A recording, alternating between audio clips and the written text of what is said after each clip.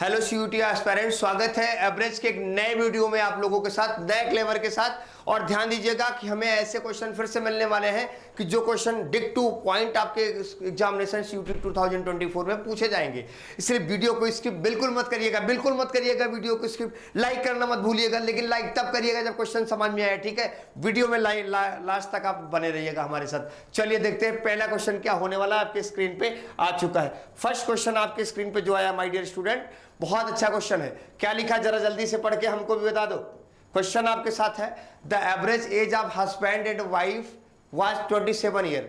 बहुत अच्छी बात है। हस्बैंड है हमारे इनके, और प्लस वाइफ है, हस्बैंड और वाइफ है, इनका एवरेज है 27। तो 27 इंटू 2 हो जाएगा भाई, कितना हो जाएगा 54। दोनों को मिला के कितना ईयर हो जाएगा 54 हो जाएगा, ठीक है। When the child was born the average age of the husband wife and new born baby 21 year. भैया सिंपल सा क्वेश्चन है। अब 3 लोग हो गए, husband plus wife plus new born baby and B, इनका कितना है 21। अब ऐसी सिचुएशन में क्या करते हैं, 3 लोग हो गए ना, तो 21 इंटू 3 कर लेंगे तो 63 आ जाएगा। Very nice. अब क्या करते हैं, 63 माइनस 54 कर देंगे। अब 63 माइनस 54 करोगे तो यहाँ कितना आ जाएगा, जल्दी से हमको बताओ, जल्दी से बताओ कितना आएगा। 63 हमारा था, वहां पे 54 था, तो वहां 6 बचा, यहाँ 6 4, जल्दी से बताओ क्वेश्चन में कितना आएगा भाई। 9 ईयर आ जाएगा, ठीक है। कितना आएगा 9, ठीक 9 ईयर। अब एक चीज आप ये देखिए कि 9 ईयर में 3 लोग हो गए, क्योंकि जब बच्चे का जन्म हो जाएगा तो मदर एंड फादर की एज के साथ साथ बच्चे की भी एज तो बराबर बढ़ती जाएगी। आप कहेंगे यस सर, तो माय डियर स्टूडेंट 9/3 जब कर देंगे तो 3 ईयर आ जाएगा। कितना आ जाएगा 3 ईयर। तो हमारा बी ऑप्शन यहाँ पे क्या हो जाएगा, राइट हो जाएगा। कौन सा ऑप्शन राइट हो जाएगा, बी ऑप्शन राइट होगा। देखो भूलना बिल्कुल नहीं है, चीज़ों को, क्वेश्चन को समझते हुए आगे बढ़ना है। अगर आप क्वेश्चन को समझते हुए आगे बढ़ेंगे सिंपली आपका क्लिक होगा और आप सिलेक्शन कर पाएंगे, ठीक है। चलिए देखते हैं नेक्स्ट क्वेश्चन को। नेक्स्ट क्वेश्चन आपका जो आने वाला है वो क्या है, मिलता जुलता क्वेश्चन है, थोड़ा सा डिफरेंट है। The average as husband and his wife is 23 year, ठीक है। 23 इंटू 2 हो गया हमारा, क्या हो जाएगा 46 हो जाएगा। हस्बैंड और वाइफ का मिला के कितना हो गया 46 at the beginning of their marriage, ठीक है।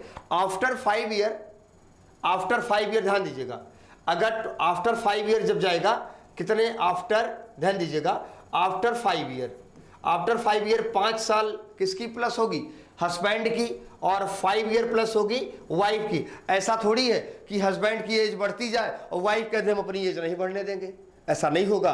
क्योंकि भैया चाहे लड़ाई हो दोनों में और चाहे झगड़े, लेकिन एज बढ़ेगी तो दोनों की। ऐसा तो नहीं भैया नहीं वाइफ के हम अपनी एज बढ़ा रहे तो अपनी एज रोक के रखो, ऐसा नहीं होता है, ठीक है।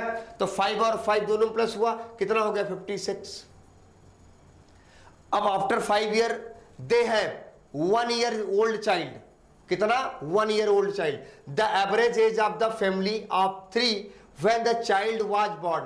क्वेश्चन बहुत टेक्निकल है, क्वेश्चन क्या है, बहुत टेक्निकल है। ये 5 और 5 नहीं प्लस होगा यहाँ पे, क्योंकि क्वेश्चन है टेक्निकल, थोड़ा सा टेक्निकल है, ठीक है। अब यहाँ पे क्वेश्चन में हम देख लेंगे, यहाँ पे हमने लिखा 46 ईयर। जब आफ्टर 5 ईयर मतलब शादी के 5 साल बाद उनके पास 1 साल का बच्चा है, इसका मतलब शादी को पूरे हुए 4 ही साल हुए थे तब उनको बेबी हो गया, हाँ या ना। तो भाई 23 इंटू 2 आपने किया तो 46 आया। शादी के 5 साल बाद 1 साल का बच्चा है, इसका मतलब 4 साल बाद बेबी पैदा हुआ, तो 46 में प्लस 4 ये महिला की, ये पुरुष की, कितना हो गया 46 54, कितना हुआ 54 हो गया। अब 54 बच्चा पृथ्वी पर जन्म ले लिया, अब 54/3 क्यों, मदर फादर, बच्चे का जन्म तुरंत हुआ है, 3 से डिवाइड करेंगे तो आ जाएगा 18, क्या आएगा 18 ईयर, ठीक है।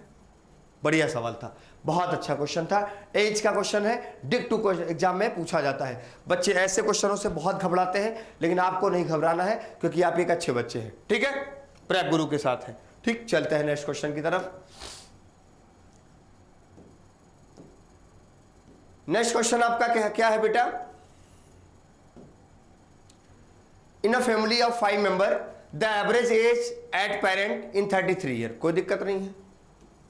33 इंटू 5, 3 × 5 = 15, 3 × 5 = 15, 165 हो गया। कोई डाउट नहीं। कह रहा है द यंगेस्ट मेंबर 9 ईयर, जो सबसे छोटा है वो कितने साल का है? 9 साल का है। कोई दिक्कत नहीं। The average age of the family just before the birth of youngest member was. हाँ, सवाल तो अब बनता है कि भैया जब 5वां बच्चा जन्म ले रहा है उस समय फैमिली की एवरेज एज क्या होगी? बढ़िया, बहुत टेक्निकल क्वेश्चन है। ठीक है, कोई दिक्कत नहीं है। यहां पे इतना हो गया। कह रहा है 9 year old the average age of the family just before the birth of youngest member was. मतलब 9 × 5 = 45, 5 लोगों का इससे 45 साल कम कर दीजिए, आ जाएगा 120। कितना आ जाएगा? 120। आप 120 आ जाएगा। क्यों 120 आएगा? क्योंकि जो सबसे छोटा मेंबर है वो 9 साल का है। कितने साल का है? 9 साल का है। 9 साल इसकी एज है तो 9 साल सबकी बड़ी होगी, तो 9 × 5 = 45 होता है। तो भाई इसके जन्म के समय, तो इसका जन्म के समय इसकी कोई एज थी नहीं, तो 9 × 5 = 40, सबको 5-5 साल पीछे लाओ, 120 हो गया। 120 हो गया। अभी तक 5 मेंबर थे, छोटे वाले का जब जन्म हुआ तब तो 4 ही थे, अपान 4 कर दिया, 4 से डिवाइड करेंगे, 30 ईयर आ जाएगा। कितना आ जाएगा? 30 ईयर आपका आंसर हो जाएगा। क्या हो जाएगा? 30 ईयर। आंसर क्या बनेगा? 30 ईयर। ऐसे क्वेश्चन कभी भी आपके एग्जाम में आते हैं, आपको बिल्कुल नहीं घबराना है और क्वेश्चन को सॉल्व करते हुए आगे बढ़ना है। ठीक है, चलिए हम लोग आगे बढ़ते हैं। आगे बढ़ने से पहले मैं आपको एक बात और बता दूं, अगर आपको मन में कोई डाउट है या कोई जानकारी आप लेना चाहते हैं तो हमारा कॉन्टैक्ट नंबर है 639446। हमारा कॉन्टैक्ट नंबर है, नोट कर लीजिए आप लोग। आप अपनी समस्या का समाधान कर सकते हैं। 6394487896 87896। इस नंबर पे कॉल कर सकते हैं। कोई भी समस्या हो तो उसको पूछ सकते हैं। ठीक है, एडमिशन के सिलसिले में या फॉर्म आपका नहीं फिल हो पाया है, कोई भी डाउट्स आपके दिमाग में है तो यहाँ से आप क्वेरी ले सकते हैं। Test series, admission, form fill या और भी कोई डाउट या हमसे कोई क्वेश्चन करना है तो आप इस पे संपर्क कर सकते हैं। राइट, ठीक है, आगे बढ़ते हैं हम लोग। इसी क्वेश्चन को देखते हैं। In a family of 5 member the average of parents 33 year. ये क्वेश्चन आपका हो गया। अब नेक्स्ट क्वेश्चन पे हम लोग आगे चलते हैं।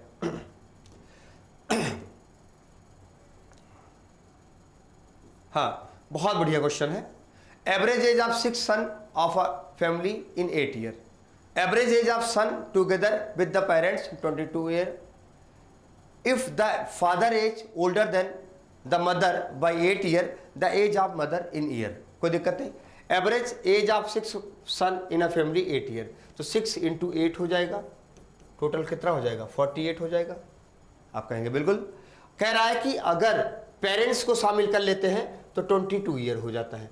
अभी तक 6 बच्चे थे, 2 पेरेंट्स हो जाएंगे, 8 लोग हो जाएंगे, 22 हो जाएगा, 20 × 8 = 160, 2 × 8 = 16, 176 ईयर हो जाएगा। ठीक है, अब यहां से कह रहे हैं कि माताजी पिताजी से 8 वर्ष छोटी है, तो ऐसी सिचुएशन में सॉल्व करने के लिए हम क्या करते हैं? 176 से 48 को माइनस कर लेते हैं। यहाँ 8 आ जाएगा और यहाँ 6 में से 4 जाएगा, कितना आएगा? 2 आएगा, 128 ईयर आ जाएगा। माताजी और पिताजी की यानी मदर एंड फादर की जो एज आ गई वो 128 ईयर आ गई। कह रहे हैं कि इन दोनों की एज में 8 ईयर का डिफरेंट है। माय डियर स्टूडेंट, डिफरेंट वाले क्वेश्चन जैसे आए 8 ईयर का डिफरेंट है, 8 ईयर आप निकाल दो इसमें से, बचा 120।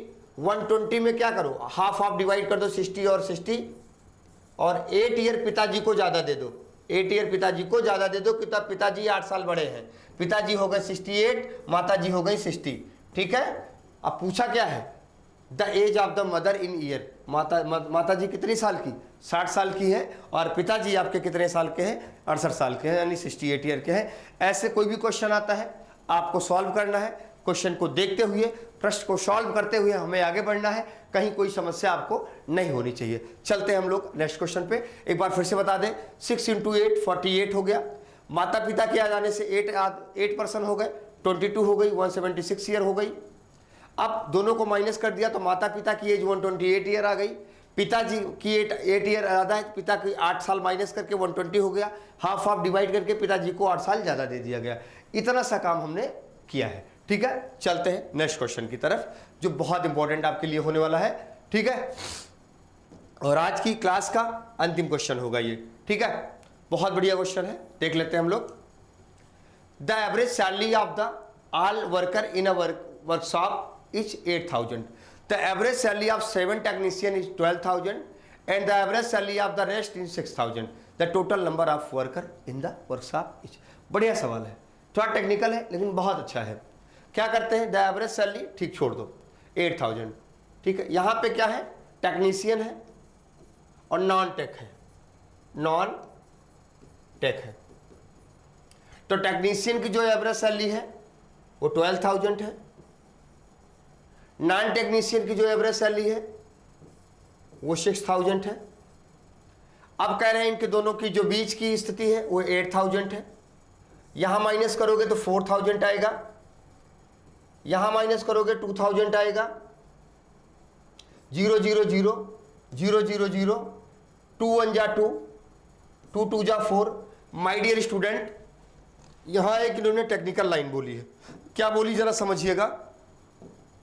कह रहे हैं कि 7 टेक्नीशियन, कितने टेक्नीशियन, 7 टेक्नीशियन, मतलब 7 टेक्नीशियन की वैल्यू कितनी है, 1। अगर 1 की वैल्यू 7 है, 1 की वैल्यू क्या है 7, तो 2 की वैल्यू कितनी हो जाएगी 14। अगर माय डियर स्टूडेंट 7 टेक्नीशियन है, कितने हैं 7 टेक्नीशियन है, अगर रेशियो में 1 की वैल्यू क्या है 7 है, तो माय डियर स्टूडेंट 2 की वैल्यू कितनी हो जाएगी 14। तो 7 + 14 जब करोगे, 7 + 14 हमारे पास कितना आ जाएगा 21 आ जाएगा, यानी option number B is right answer, ठीक है। ऐसे बहुत सारे क्वेश्चनों की श्रृंखला को समझने के लिए और बहुत अपने सिलेक्शन को निर्धारित यूनिवर्सिटी में पहुंचने के लिए, निर्धारित यूनिवर्सिटी मीन्स जो आपने यूनिवर्सिटी चूज की है, आपको प्रेप गुरु के साथ आना होगा। हम आपके साथ कदम से कदम मिला के काम करते हैं, क्योंकि आपका सिलेक्शन ही हमारा क्या है उद्देश्य। मिलते हैं आपको नेक्स्ट वीडियो में, तब तक के लिए नमस्कार।